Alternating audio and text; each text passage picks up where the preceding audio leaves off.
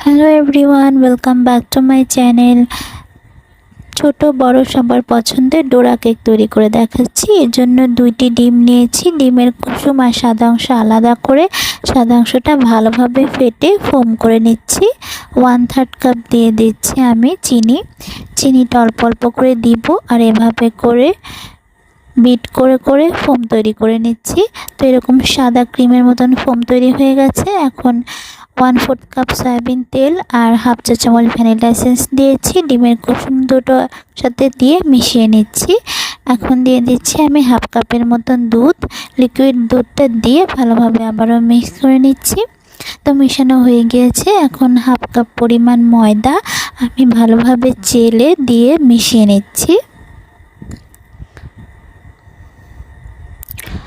তো এখন দিয়ে দিচ্ছি আমি 1 চা চামচ বেকিং পাউডার, দিয়ে 1 চিমটি লবণ দিয়েছি, দিয়ে ভালোভাবে মিক্স করে নিয়েছি। কেকের ব্যাটার রেডি হয়ে গিয়েছে।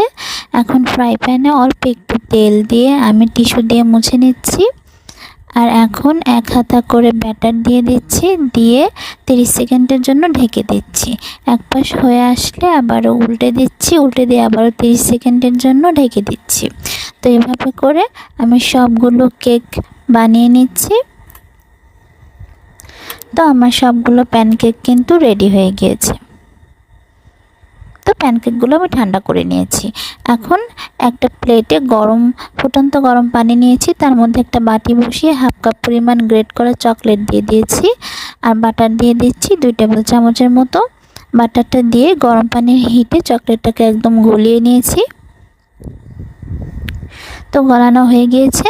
এখন 1 চামচ করে চকলেট আমি এভাবে কেকের উপরে স্প্রেড করে দিচ্ছি। তারপর আরও একটা কেক দিয়ে চাপা দিয়ে দিচ্ছি। তো চাইলে চকলেটের পরিবর্তে আপনারা নিউটেলা দিয়েও এটা তৈরি করতে পারেন। তো সবগুলো কেক আমি রেডি করে নিয়েছি। তৈরি হয়ে গেছে ভীষণ মজাদার ছোট বড় সবার পছন্দের ডোরা কেক।